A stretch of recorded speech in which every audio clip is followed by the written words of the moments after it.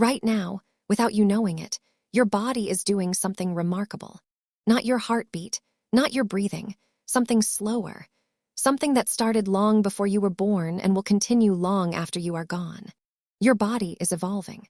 Not in a way you can feel, not in a way you can see in a mirror, but in a way that researchers have been quietly documenting for decades, and the findings are stranger than almost anyone expects. You were told evolution was a thing of the past, something that happened to ape-like creatures in a world of fire and stone, something finished, sealed, done. But that was wrong. Biologist Jonathan Pritchard at Stanford University spent years combing through the genomes of thousands of modern humans. What he found stopped his team cold. Natural selection, real, active, measurable natural selection, has been reshaping the human genome within the last few thousand years. Not millions, thousands, within recorded history, within the span of civilizations you can name. Your body has been changing while humans were building pyramids. Think about what that means for a moment. Evolution is not a museum exhibit. It is not a chapter in a textbook that ends with a picture of Homo sapiens standing upright with a satisfied look on his face. It is happening right now. In you, in your neighbors, in the children being born this week in hospitals across the world. The question is, what exactly is changing? The first answer surprises almost everyone. Your wisdom teeth. You have probably been told these are vestigial, leftover from ancestors who needed to grind tough vegetation. And that is partly true. But here is what most people miss. The number of people born with no wisdom teeth at all has been rising rapidly over the last few centuries. A 2019 study in the Journal of Anatomy, led by anthropologist Teghan Lucas, found that a growing percentage of the population, particularly in parts of Australia and Europe, is now born with fewer wisdom teeth or none at all. Some people are also being born with an entirely new artery in their forearms. A vessel that was present in fetal development for most of human history, then disappeared before birth. It is now persisting into adulthood in an increasing share of people. Your body is rerouting itself. A second artery in your forearm might not seem like a dramatic upgrade, but that is the thing about evolution. It does not arrive with trumpets. It arrives quietly. A small change here, a structural rerouting there, a gene that switches off 1 week earlier than it used to, a protein that folds slightly differently. Over 10,000 years, these tiny adjustments stack up into something almost unrecognizable. Look at height. The average human has grown taller in just the last 200 years, driven by better nutrition. But embedded underneath that environmental change is a genetic signal. Researchers at the Broad Institute analyzing ancient DNA found clear evidence that genes associated with height have been actively selected for in European populations over the last few thousand years. The environment fed the body, but the genome was already leaning that direction. Now look at disease resistance. This is where evolution becomes visceral. The Black Death killed somewhere between 30 and 60% of Europe's population in the 14th century. That kind of catastrophic death toll does not leave the genome untouched. A study published in Nature in 2022 by evolutionary geneticist Barreiro and his colleagues at the University of Chicago analyzed the DNA of hundreds of medieval skeletons, people who died before the plague and during it, and compared them to modern Europeans. They found clear signatures of selection.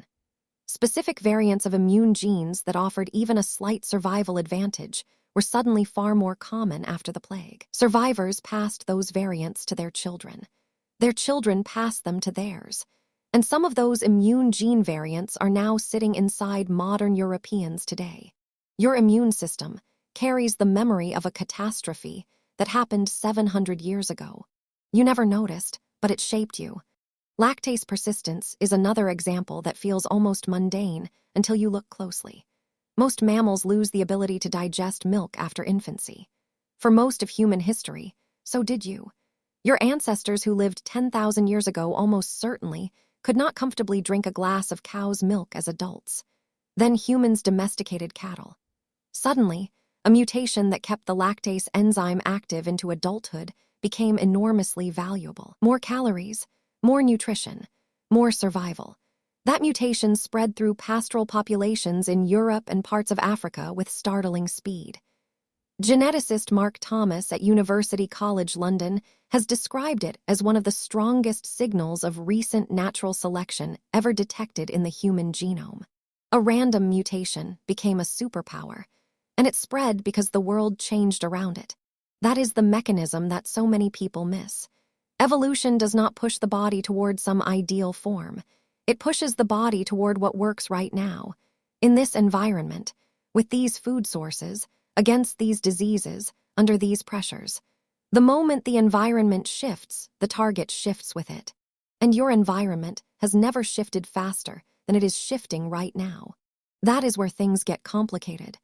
The same genomes being selected for today are being selected against a backdrop so radically different from anything in evolutionary history that researchers genuinely do not know what the outcome will look like. For most of human existence, the pressures were predators, starvation, cold, infection. Now the pressures include sedentary lifestyles, ultra-processed food, chronic stress, medical interventions that allow genes to persist that would have been filtered out in harsher conditions. This is not a value judgment. Medicine saving lives is unambiguously good, but it does mean the genome is being exposed to a different selection landscape than at any prior point in human history. Geneticist Michael Grossman at the University of Copenhagen has written about what he calls the relaxation of natural selection, the gradual accumulation of mildly harmful mutations that would have been cleared from the population in previous eras, but are now passing forward because modern medicine neutralizes their effects. Evolution has not stopped, but the filter has changed shape. Here is something that crystallizes all of this into one strange, concrete truth. Your appendix, you were probably told it is useless, a vestigial organ, the evolutionary equivalent of a broken clock left on the wall, but recent research has complicated that picture dramatically. Immunologist Randall Bollinger and his team at Duke University published findings suggesting the appendix may serve as a reservoir for beneficial gut bacteria, a safe house where healthy microbiome populations can shelter and rebuild after illness. It may not be vestigial at all. It may be quietly doing something your body genuinely needs. Whether it will be around in your descendants is a different question entirely, because what evolution keeps and what it discards is not a moral decision. It is a math problem. Does this structure help more than it costs? If the answer changes, if the environment changes, the structure's future changes with it. That is the truth your body is quietly living right now. Every cell division, every immune response, every gene that is read or silenced, every mutation that appears in a germline cell somewhere in the world tonight. These are not accidents. They are not noise. They are data points in an ongoing calculation that has been running without pause for 4 billion years and has not paused for a single moment just because humans started writing things down. You are not the finished product of evolution. You are the latest draft. And somewhere in your genome, almost certainly, there is already a change that your great-great-grandchildren will carry without knowing where it came from, just as you carry the survival signature of a plague you never lived through, the digestion of a food your ancient ancestors could not process, and an artery that was not there a few generations ago. Right now, without you knowing it, your body is doing something remarkable. It is writing the next chapter.